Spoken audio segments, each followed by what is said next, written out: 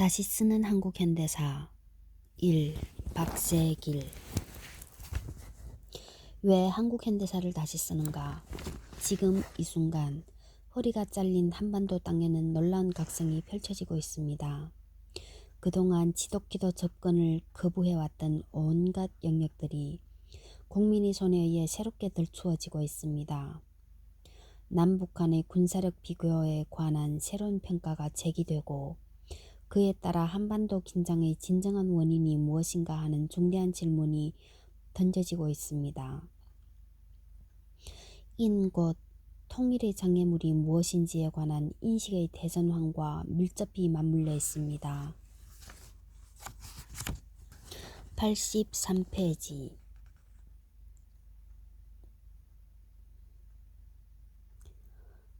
원저의 경우 설비 자금은 말할 것도 없고 운전 자금의 확보마저 불가능한 상황에서 당시의 면방직 공업에 대한 값싼 원면의 배급은 면업계의 사활적 문제가 되었고 그 배급을 둘러싼 치열한 경쟁은 극에 달했다. 결국 이러한 경쟁 속에서 원면의 배급은 미 군정에 유착된 일부 대기업에 편중될 수밖에 없었다. 더욱이 미국산 원저 원면은 그 가격에서 국산 면을 훨씬 밑들고 있었다. 그 결과 원면 배급에서 소외된 중소기업은 경쟁에서 뒤처짐으로써 끝내 몰락할 수밖에 없었고, 아울러 국내 원면 생산업자의 농민들도 심대한 타격에 직면했다. 이것이 30에 대한 해석 83페이지 제1부 해방과 분단. 제2차 세계대전 이후 한국의 미국 상품 시장으로의 전환을 가장 잘 보여주는 것은 면화 생산 동향일 것이다.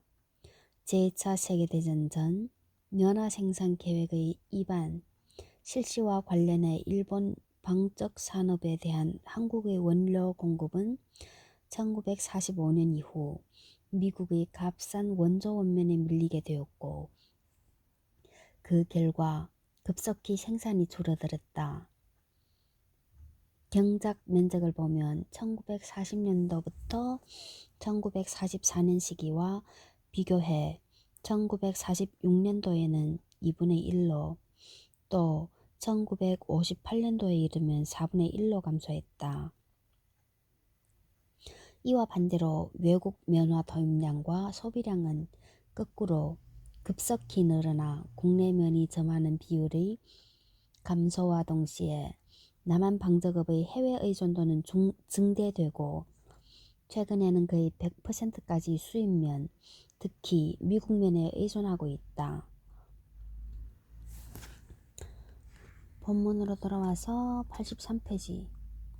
이로써 미 군정은 다수의 중소기업과 농민의 희생으로 자국의 상품 판매에 연계된 매판 자본의 토대를 쌓아나가게 되었다. 이거는 31. 이처럼 상당히 무책임한 미 군정의 정책들은 남한 민중을 견디기 어려운 고통 속으로 몰아넣게 되었다. 예컨대 극단적으로 높은 물가 상승과 실업률, 사상 요례없는 살인적인 식량난이 당시 남한 민중을 짓누르고 있었던 대표적 재앙들이었다. 이제 그 재앙의 실상이 어떠했는지를 살펴보자. 공업 생산의 파탄, 반봉건적 소작관계의 온종과 비료 공급의 절대 부족으로 농업 생산력이 정체되면서 전반적인 물자 공급이 크게 축소된 가운데 미 군정이 통치 비용을 조달할 목적으로 화폐를 무더기로 찍어냄으로써 물가는 하늘 높은 줄 모르고 치솟아 올랐다. 이는 1945년 12월경에 이르러서는 이전의 8월에 비해 물가가 무려 70배 수준에 도달해 있었다. 아이고, 1원에 살 수 있을 걸 70원에 산다고? 반면 노동자들의 임금 인상폭은 물가에 비해 형편없이 뒤떨어졌기 때문에 1945년 이후 실질 임금이 1935년도 일제 강점기의 기아 임금에 비해 3분의 1 이하로 하락해 있었다. 이거는 32. 3분의 1 이하로 하락해 있었다고? 1937년 6월에 임금 및 물자 지수를 100으로 할 때 1945년 7월에는 임금과 물가가 모두 200에 이르는데 11월에는 임금은 2000에 이른 데 비해 물가는 8000으로 껑충 뛰어올랐다. 1946년 1월에 군정당국은 반인플레법을 통과시켜 임금을 동결시켰다. 그러나 물가는 동결되지 않았기 때문에 상황은 더욱더 악화되어 갔다. 3월에 이르면 임금은 1월과 마찬가지로 3200인데 비해 물가는 19000을 가리키고 있었다. 아이고 6배나 차나네. 조이스 콜코, 가브리엘 콜코, 앞의 글 40쪽.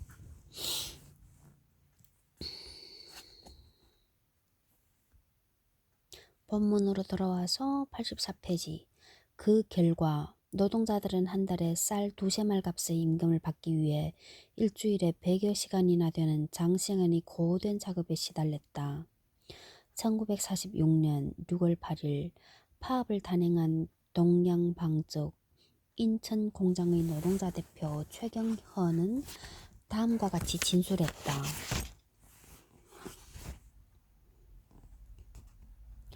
회사와 우리 노동자 간의 이번 문제는 쟁의라기보다는 차라리 애걸이라고 표현하는 것이 나을성 싶다. 하루 광목 2마 반과 100원을 준다는 가문이설에 속아 작년 12월에 입사하였는데 광목이라고는 3월에 고작 20마를 받았고 밥은 수수밥만 주니 어떻게 해서 먹고 살겠는가. 이거는 33. 이러한 살인적인 기하임금 아래서나마 일자리가 절대적으로 부족해 곳곳에서 실업자 홍수 사태가 휘몰아치고 있었다. 한 자료에 따르면 1946년 11월 30일 현재 서울시 인구가 160만 정도였는데 그중 97%가 안정된 직장을 갖고 있지 못한 것으로 나타났다. 34. 코바야시 히데오. 코바야시가 샤올린, 히데오는 잉후. 코바야시 히데오 샤올린 잉후. 본문으로 들어와서 이러한 광란적 고물가와 실업의 홍수 사태 속에서도 미군정 당국자들과 일단의 자본가들은 도리어 이 상황을 악용해 고율의 이윤을 착복하는 데 혈안이 되어 있었다. 이들은 살 길을 찾아 방황하는 부녀자와 어린 소녀들을 무더기로 끌어다가 살인적인 저임금 노동 현장으로 몰아세웠다. 마크 게이는 일본 일기에서 다음과 같이 당시 상황을 묘사했다. 미 군정청 관리하에 어느 방직 공장에는 1300여 명의 종업원 중에 900여 명이 나이 어린 소녀였으며 이들은 모두가 영양 부족 탓인지 9세도 채 안 되어 보였다. 1300여 명의 종업원 중에 900여 명이나 나이 어린 소녀였다고? 아이고, 영양 부족 탓인지 9세도 채 안 되어 보인 애를 방적 공장에. 그러나 미군정 통치의 남한에서 그 무엇보다도 심각한 것은 식량 문제였다. 이미 밝힌 대로 반봉건적 지소제도의 광범위한 온존, 비료 등 농업자재 공급의 절대적 부족과 값의 폭등은 전반적인 농업 생산성을 감퇴시켜 급기야는 사상 초유의 식량 위기를 초래하고 말았다. 식량 공급이 절대적으로 부족한 상황에서 미군정의 비호를 받는 일부 친일파들은 높은 물가 상승을 악용해 양곡을 매점매석했고 미군정 당국은 식량을 비밀리에 일본으로 반출함으로써 이러한 위기를 더욱 가중시켰다. 개같은 새끼들. 식량 부족으로 말미암은 민중의 고통은 참혹하기 그지없었다. 한 예로 1946년 2월 초 강원도 삼척 지방에 거주하고 있던 7천여 노동자들은 식량 부족으로 저는 아사 직전에 놓여 있었으며 굶주림을 견디다 못해 매일 5명 내지 4명 내지 5명씩 죽어가고 있었다고? 이러한 사정은 아마 어디에서나 마찬가지였으며 대부분의 공장 노동자들은 점심을 굶은 채 하루 종일 고된 작업에 시달렸다. 굶주림에서 벗어나기 위한 민중의 몸부림 또한 비상함이 극을 달리고 있었다. 1946년 3월 28일 소년, 소녀, 노동자를 포함한 서울 시내 노동자 수백 명이 시청으로 몰려가 일을 하려 하나 배고파 못하겠소. 쌀을 주오. 라고 외치며 처절한 시위를 벌였다. 4월 5일 식목일에는 행사에 동원된 용산구 일대의 시민들이 마찬가지로 시청으로 몰려가 쌀을 다오. 쌀이 없으면 죽음을 다오. 라고 외치며 결사적으로 항거했다. 이랬듯 급박한 상황에서 미군정 당국은 토지개혁 등 문제의 근본적 해결은 뒤로 미룬 채 1946년 1월 25일자로 미국 소집령을 발표하고 시행에 옮김으로써 식량 위기에 강압적으로 대처하고자 했다. 그들의 계획이라는 것은 생산비의 7분의 1에도 미치지 못하는 가격으로 양곡을 강제로 수집한 뒤 배급제를 통해 필요한 사람들에게 전달한다는 것이었으며 그나마 양곡 수집을 위한 기금도 극심한 물가 상승을 부채질하는 가운데 무더기로 돈을 찍어서 충당했다. 그러나 봄이면 농가의 구할 정도가 식량이 모두 바닥나고 많은 당시 농촌 실정에 비추어 볼 때 사실상 강탈과 다름없는 양곡 수집은 남한 전역의 농민들로부터 심각한 저항을 불러일으킬 수밖에 없었다. 경기도 어느 마을에서는 노인들이 식량 공출 트럭 앞에 몸을 던져 결사적으로 저항하는 사태까지 발생했다.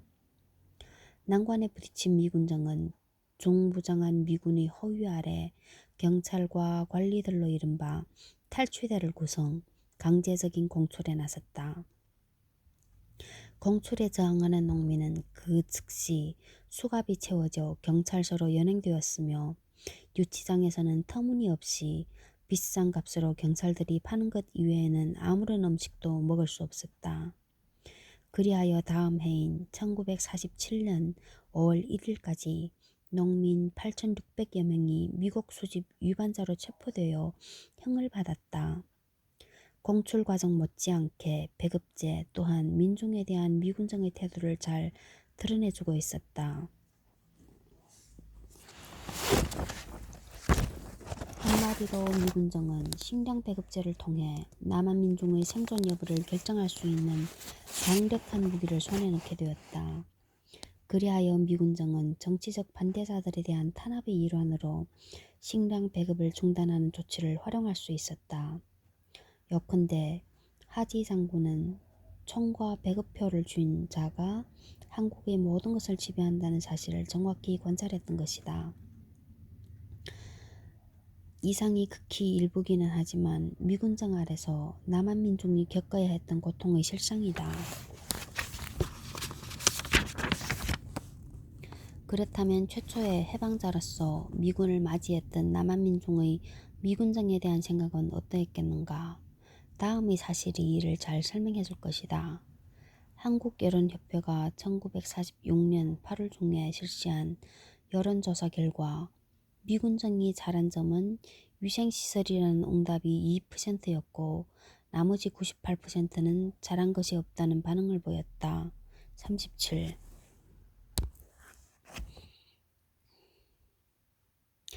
88페이지 3. 10월 인민항쟁. 이게 38 한번 보자. 38. 10월 인민항쟁은 항쟁 이후 민중이 스스로 붙인 명칭이다. 반면 남한 정부는 오늘날까지도 동일한 사건에 대해 대구 폭동이란 용어를 써왔다. 그러나 이 용어는 그것이 표현하고 있는 지역적 협소성으로 말미암아 실제로 남한 전역에 걸쳐 전개되었던 사건의 진상을 제대로 표현하고 있지 못한 데다 지나치게 이데올로기적이다. 이 밖에도 10월 인민항쟁은 대구봉기, 추수봉기 등 다양하게 불리고 있으나 추수봉기 역시 항쟁의 전민중적 성격을 축소하고 농민에게만 초점을 맞추고 있다는 약점이 있다.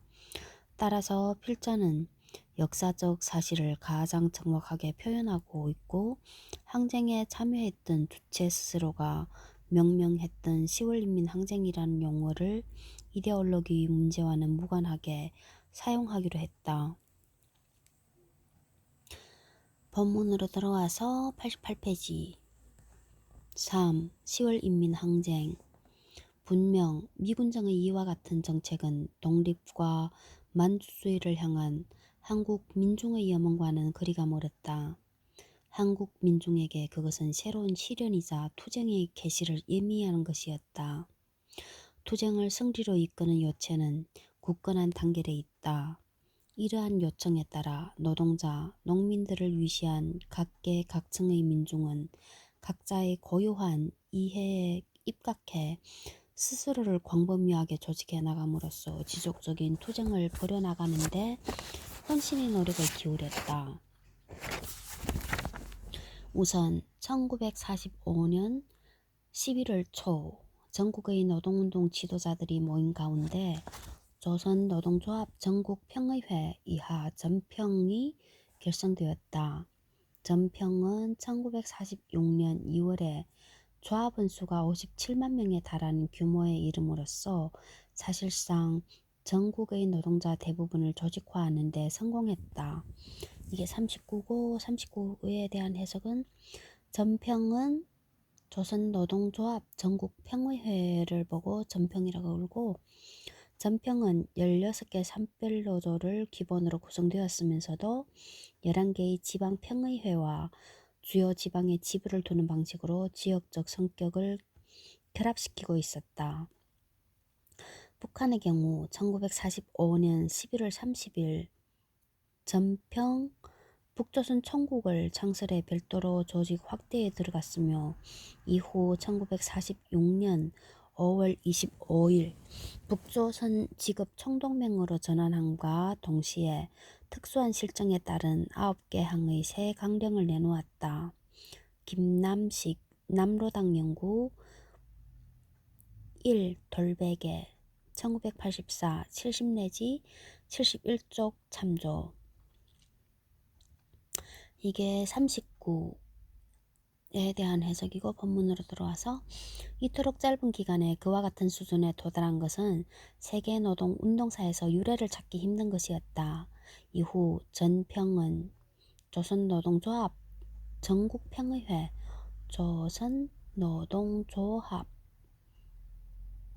전국평의회 전평 이후 전평은 최저임금제, 8시간 노동제, 노동자의 공장관리위원회 참가 등 노동자 계급 고유의 요구는 물론이고 나아가 나라의 완전한 독립과 재반 민주적 권리를 쟁취하기 위해서도 모든 민중의 선두에 서서 탁월한 투쟁력을 발휘해 나갔다. 곧 이어 1945년 12월 8일 당시 가장 많은 인구를 차지하고 있던 농민을 조직화하기 위한 방안으로 서울에서 전국농민조합 총연맹 이하 전농의 결성대회가 개최되었다. 전농이 발표한 조직체계와 가입원 수는 전국 13도의 도연맹, 군 단위의 188개 지부, 면 단위의 1745개 지부가 있으며 조합원 수는 약 330만 명인 것으로 되어 있다. 이게 41에 대한 해석. 북한에서는 전농 역시 전평과 마찬가지로 특수한 사정에 입각한 독자적 발전을 추구했다. 북한은 전농 결성대회의 결의에 근거해 1946년 1월 31일 전농 북조선연맹을 결성했고 이후 5월부터는 북조선농민동맹으로 개칭해 완전히 독립했다. 김남식 앞의 책 84쪽 참조. 본문으로 돌아가서 아울러 전농은 그 강령에서 일본 제국주의와 민족 반역자의 토지를 몰수해 빈농에게 분배할 것, 친일파와 민족 반역자 이외의 조선인 지주의 소장료는 3.7인가? 3.7로 읽어야 되나? 37제로 하고 급납을 원칙으로 할 것. 37로 읽어야 되구나. 쌈비치 그러니까 3대7제로 하고 급납을 원칙으로 할 것. 일본 제국주의와 민족 반역자의 살림, 하천, 소택 등을 몰수해 국유로 하여 농민이 사용하게 할 것. 수리조합을 국영을 하고 그 관리는 농민이 하게 할 것. 그 밖의 소작 조건 등 20여 개 목표를 내걸었다. 이 밖에도 전국 청년단체 총동맹 43에 대한 해석. 북한에서는 서울의 청년단체 총동맹의 결성보다 15일 앞선 11월 27일 민주주의 깃발 아래 애국적 청년들을 단결하라는 구호 아래 광범한 청년단체를 망라한 민주주의 청년동맹을 발족시켰다. 본문으로 돌아와서 전국분야 총동맹, 조선문화단체 총동맹 44에 대한 해석. 청년단체 총동맹, 문화단체 총동맹 등은 명칭에서 드러나듯이 다양한 연관단체를 하나로 규합한 연합조직이었다. 본문으로 돌아가서 45. 학병동맹에 대한 해석 45. 학병동맹은 일제 강제징용되었던 학병들이 중심이 되어 결성한 단체로 1. 제국주의 세력을 철저히 구축해 민족해방의 완전을 기할 것. 2. 신조선 건설의 추진력이 될 것. 3. 신조선 문화운동에 진력할 것. 4. 현 과도기에 있어서 치안 유지에 협력하고 장차 국군 건설에 노력할 것 등을 강령으로 내걸었다. 본문으로 돌아와서 학병동맹 등 다양한 대종단체들이 광범위하게 건설되었다. 특히 전국 청년단체 총동맹이야 청총은 1. 청년의 대동단결과 민주주의 국가 건설에 적극 참가. 2. 일제 잔재, 봉건적 요소 제거와 반동 세력의 철저한 숙청. 3. 청년의 정치, 경제, 문화적 지위 향상. 4. 심신 단련, 진리 탐구, 인격 향상. 5. 민주주의 제국 청년과의 상호 협력 강화. 6. 세계 평화 건설의 공헌 등 청년으로서의 공동의 요구를 강령으로 내걸었으며 이후 투쟁 과정에서 중요한 비중을 차지하게 된다. 이게 46에 대한 해석. 90페이지 46. 김남식 앞의 책 92쪽 특기할 만한 점은 위에서 소개한 모든 대종단체가 공통적으로 인민공화국에 대한 절대 지지와 사수를 행동 방침으로 내세우고 있으면서도 초기에는 미군정에 대한 적대의식을 직접적으로 나타내지는 않았다는 사실이다. 이게 46. 본문으로 돌아와서 이러한 과정을 거쳐 결성된 각종 민주적 대종단체들은 일부 정당과 손잡고 상설적인 공동전선을 구축하는 것을 목표로 1946년 2월 15일에 민주주의 민족전선 이하 민전 결성대회를 가졌다. 이게 47에 대한 해석. 47. 개별 단체들의 경우와 마찬가지로 북한에서는 1946년 7월 22일 서울의 민정관은 독자적으로 북조선 민주주의 민족 통일전선을 조직했다. 이후 남북에 각각 별개의 정부가 세워진 상태에서 1949년 6월 남북의 민전은 합동해 조선통일민주주의 전선을 결성하게 된다. 주장하자 인민의 권리, 건설하자 민중의 국가라는 현수막이 내걸린 가운데 대회는 민전의 원칙적 노선을 다음과 같이 천명했다. 1. 특정 계급만이 아닌 조선의 모든 애국적 민주 세력의 공동 전선이고 2. 제국주의 침략 세력과 그 하수인 격인 일체의 매국 도당에 대한 공동의 투쟁 기관이며 3. 자주적이며 민주적인 통일 정부를 위한 공동의 준비 기관이다. 이와 같이 단기간 내에 광범위한 대중단체가 등장할 수 있었던 것은 지난날 숱한 고난 속에서도 꺾이지 않고 지속되어 온 항일투쟁의 뚜렷한 성과물이었다. 또한 각 단체의 강령에서 표현되고 있듯이 당시 한국 민중은 자신들이 쟁취해야 할 목표를 분명하게 인식하고 있었다. 이렇듯 한국 민중이 자신의 운명을 스스로 개척해 나가기 위해 조직적, 의식적 준비를 해나가는 가운데 미군정이 강요해온 온갖 정치적 억압과 경제적 파탄은 필연적으로 대규모 민중항쟁을 불러일으킬 수밖에 없었다. 이미 9.24 총파업투쟁이 벌어지기 전인 1946년 한 해만 해도 170건의 파업에 총 5만 7천여 명의 노동자들이 참가하는 등 각계각층 민중 사이에서는 광범위한 저항의 불씨가 지펴지고 있었다. 투쟁의 선두에 선 것은 단연 전투적 노동자 계급이었으며 투쟁을 고양시킨 결정적 계기는 1946년 9월 부산지구 철도 노동자들의 파업이었다. 당시 남한 노동자들이 기아선상에서 허덕이고 있었음은 이미 앞에서 언급했지만 그 중에서도 철도 노동자는 저임금과 열악한 노동 조건으로 그 고통이 더욱 심했다.